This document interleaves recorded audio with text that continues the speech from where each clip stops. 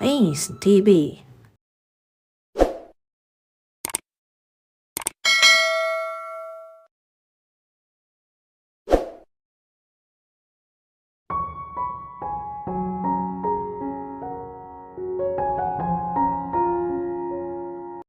Nakikinig ka ba sa sinasabi ko ha, David? Sinadya ni Amanda na pataasin ang boses para siguradong mapapansin siya ni David. Nasa isang restaurant sila na kaibigan. Nakakaugalian na kasi nilang magkita tuwing 5th day of the month dahil itinuturing nila iyong friendship day. Pero kahit kasama niya ang kaibigan, wala naman sa kanya ang atensyon nito, kundi nasa kung sino mang katext nito. I'm sorry. Ano nga sinasabi mo? Ibinaba ni David ang cellphone niya. Huminga siya ng malalim. Sinasabi kong naipasa na raw ng boss ko ang article ko sa isang journalism awards na kilala sa buong mundo. Malaki raw ang tsansa na maging isa ako sa nominee at manalo sa event. Kahapon lang naman nalaman ni Amanda ang tungkol doon at talagang nasabik siya. Hindi lang basta-basta na parangal iyon kung sakali gustong gusto na niyang ikwento kay David ang tungkol doon. Pero hinintay talaga niya ang araw ngayon para may kwento iyon dito na may pakiramdama. Wow! Congratulations! Naramdaman naman ni Amanda ang sincerity ni David, pero nang tumunog ang cellphone nito, nawala na naman sa kanya ang atensyon. Ano ba talaga nang meron sa cellphone mo ha? At hirap na hirap kang ibitawan yan. Wait lang, I will just send her a reply. Tumaas ang isang kilay ni Amanda. Her? Na-curious siya kung sino iyon. Pero nang maisip ang huling naging pag-uusap nila ni David, ay natigilan siya. May pinag-iinteresan na bang babae ang best friend niya? Sanay si Amanda na palaging nasa kanya ang atensyon ni David. Dahil never pang nag-girlfriend si David. Ngayon lang din siya binaliwala nito ng ganun. At dahil iyon sa isang babae. Hindi masabi ni Amanda kung magiging masaya siya o maiinis sa mga nangyayari. Pero alam niyang kailangan niyang gawin ang nararapat. I owe you an apology, Amanda. Nakalimut ko magpaliwanag sa iyo tungkol kay Julia. Julia? So iyon ang pangalan ng babae. So, totoo nga. Saan naman kaya napulot ng best friend niya ang babaeng iyon at parang nalabsik ito? Sino si Julia? Ngayon ka lang may kinuwentong babae sa akin bukod kay Tita Erlinda. Napakurap pa si Amanda para siguruhin kung tama ba nakikita ng kumislap ang mga mata ni David. She just a simple girl. Anak siya ni Manong Greg. But it doesn't matter. Dahil sa kanya pakiramdam ko na kompleto ang buhay ko. Kahit mabigat ang trabaho ko, I feel inspired. Pareho kasi kami na may pangarap sa buhay. At ang sarap isipin na inaabot namin iyon ng magkasabay. Hindi siya distraction, kagaya ng ilan na sinasabi tungkol sa love. But well, siguro ngayon naging distraction siya. Pero pagbigyan mo na ako, Amanda. Break niya kasi sa pag-aaral ngayong oras. At ngayon lang siya nagkakaroon ng oras para magka-text kami. Ganon katindi ang pagkagusto ni David sa babae. Hindi ito madalas na humihingi ng pabor sa kanya. Pero ngayon, dahil sa Julia na iyon, ginawa nito. Gustong gusto ko talaga si Julia. I like her at first sight. And I like her more and more each day. I think she is the one. Ang saya-saya ko kapag mag-kausap kami. Kapag nasusulyapan ko siya. God, I feel sick but it doesn't matter. I think she is the one, Amanda. Sa mga idinuktong ni David, natulala na lang si Amanda. Samantala, 2 araw bago ang board exam ni Julia, ay puspusan na ang pag-aaral niya. Sinubukan niya mag-concentrate ng gusto. Ibuhos ang lahat ng mga natitirang oras sa pagre-review. Pero hindi niya lubos maisip na masisira ang lahat ng iyon nang may isang babaeng dumating sa mansyon ngayong hapon at hinahanap si David. Nalaman niya iyon dahil aksidenteng nakita niya at narinig niya ang pag-uusap nito at ng isa sa mga kasambahay. Hindi niya kilala ang babae, pero narinig niya na hihintayin daw nito si David hanggang sa dumating ang binata. Mag-aalas 5 na dumating ang babae at madalas ay 8:00 ng gabi uuwi si David sa bahay. Maghihintay ang babae ng ilang oras para kay David. Sinabi na iyon ng isang kasambahay rito, pero hindi pa rin umaalis ang babae. Hihintayin daw nito si David. Nakita pa niya na kahit iniwan na ng kasambahay, ay wala pa rin itong pakialama. Komportable pang umupo sa malaking sala ng mga De La Cruz na para bang at home doon. Ramdam ni Julia na malapit kung sino man ang babaeng iyon kay David. Hindi naman niya may tanong kahit sa mga kasambahay kung sino dahil nahihiya siya. Pero sa pagdaan ng mga oras, nararamdaman ni Julia ang pagsisisi na hindi iyon ginawa. Hindi siya makapag-aral sa kakaisip kung sino ang babae. Ni hindi rin kasi niya maitanong kay David dahil ayaw niyang isipin nitong dahil lang sa nararamdaman na may gusto ito sa kanya, kailangan na nitong sabihin ang lahat sa kanya. Isama pa na hindi pa nga ito umaamin. Nagpunta si Julia sa garden ng bahay at doon na lang sinubukan mag-aral pagkatapos kumain ng hapunan. Ilang minuto pagkatapos na magpunta roon, ay nakita niyang dumating ang kotse ni David. Lalo nagulo si Julia. Mula sa garden ay makikita ang malaking living room, lalo na ngayong nabuhay ang mga naglalakihang chandelier. Dahil hindi pa rin siya pinapatigil ng gulo sa kanyang dibdib, napagdesisyon na niyang sumilip.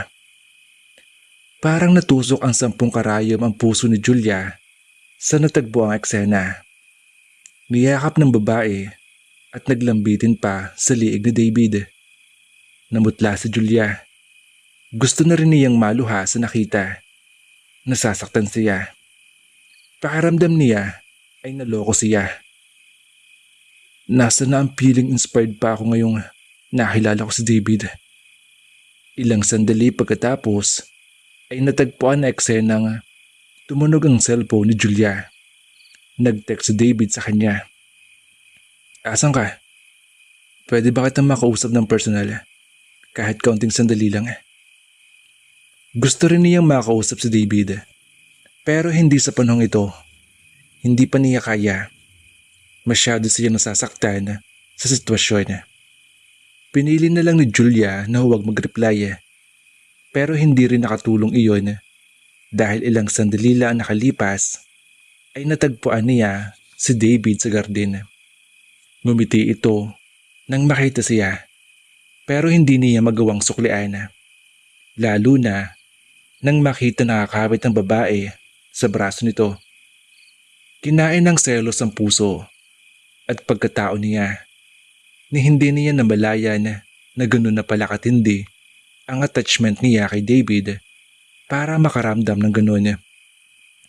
To think na halos 1 linggo pa lang mula nang magkakilala sila. Julia, sabi na't makikita kita rito eh. Masigla pang sabi ni David. Tuluyan na itong lumapit sa kanya kasama ang babae. Nang makalapit ay bukod sa selos, nakaramdam din ng insecurity si Julia. Girlfriend talaga ni David ang babae. Napakaganda nito. Bagay na bagay ang kagandahan nito sa kagwapuhan ni David. Mukha ring mayaman, kagaya ni David. Mali siya na minsang isipin na parang wala na talagang problema sa pagitan nila ni David kung sakali. Dahil ang babaeng ito na hindi pa man niya kilala kung sino ay ramdam ng problema. I'm sorry ha. Nag-aaral kasi ako. Alam ko, pero hindi mo ba ako mapigbibigyan, Angel? Gusto ko lang ipakilala sa iyo ang isa sa pinaka-special na babae sa buhay ko. Sa sinabing iyon ni David, nadagdagan ng 100 pang karayom ang kanina lang ay 10 na nakatarak sa kanyang puso. Ngumiti ang babae at lumapit sa kanya. Inilahad nito ang kamay. Ako nga pala si Amanda. I've heard a lot of things about you from David, Julia. Nag-aalangan pa niyang tinanggap ang kamay ni Amanda. Maganda kung ganun. Iginagagala ko na makilala ka, Amanda. Grabe. Sana hindi ako kalahin ni Pinocchio na humahaba ang ilong kapag nagsisinungaling dahil paniguradong mabubuko ako. Isip niya. At masaya rin ako na ngayon ay nagkakilala na ang best friend ko at tumingin si David sa kanya. Napansin niya na bahagyang napangiwi pero maya-maya ay bumawi rin ang ngiti. Ikaw, Julia. Best friend? Sa halip na pag-iiba ng reaksyon ni David, mas pinili niyang pansinin ang sinabi ni David tungkol kay Amanda. No, Amanda is my best friend, Julia. At isa sa mga dahilan kaya pumunta siya rito sa bahay ngayon ay dahil na rin sa iyo. Sinabihan ko kasi siya kahapon na gusto ko kayo magkakilala. Ganun ba? Sana hindi naging malaking abala sa iyo ang abala. Natawa si David. Hindi mo na abala si Amanda. Sa totoo lang, diya lang siya sa kabilang bahay nakatira. Yeah, that's true. Naging busy lang ako nitong nakaraang araw. Kaya ngayon lang ako nakabisita kay David. Kahapon lang din kasi niya ikinuwento ang tungkol sa iyo nung tuluyan sa akin. Siniko pa nito si David. Dahil hindi tayo nagkikita ng personal itong mga nakarang araw. You know very well na kapag importanteng bagay sa personal natin pinag-uusapan, di ba? Sumusunod lang ako sa friendship rule natin. Oo na, sabi na lang ni Amanda pagkatapos ay pinindot ang ilong ni David. Hindi nagustuhan ni David ang ginawa ng kaibigan kaya gumanti rin ito. Dapat mawala na ang gumugulo sa isip ni Julia. Inamin na sa kanya ni David kung sino ang babae. Tinanggap naman ni Amanda ang paliwanag nito. Wala rin halong kasamaan ang pagpapakilala nito sa kanya. Nakangiti pa nga. Hindi nga lang niya sigurado kung plastic ng ngiti iyon dahil hindi naman siya magaling tumukoy na mga ganong bagay.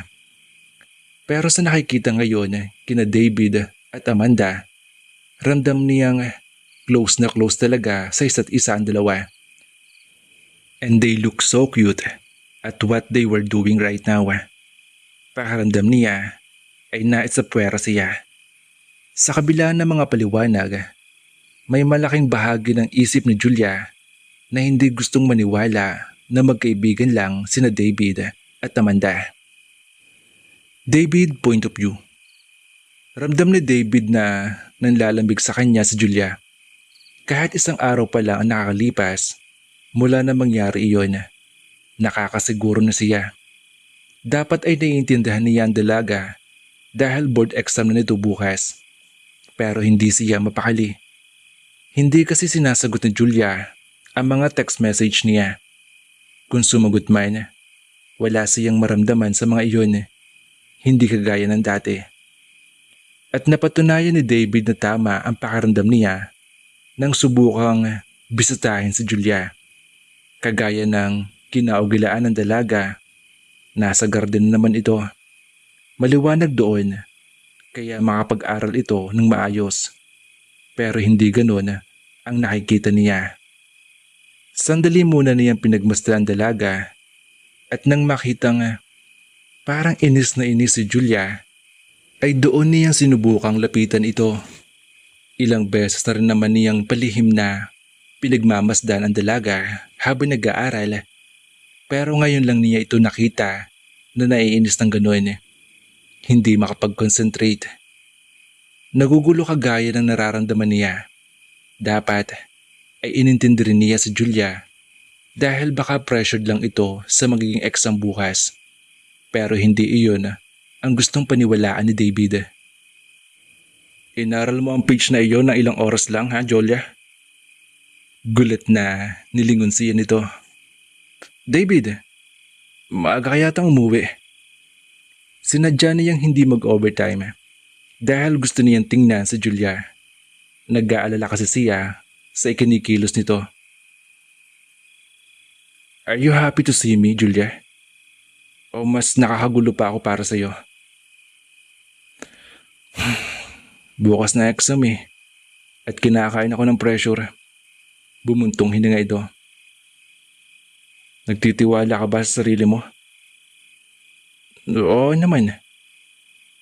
Kung ganun, hindi mo na kailangan matakot at magulo. Hindi naman ako nagugulo Pero ako oo. Sa tingin ko, nagsisinungaling ka. Alam ko nagugulo ka. At sa tingin ko rin, pareho ang dahilan natin kung bakit. David, Julia, may problema ka ba sa akin?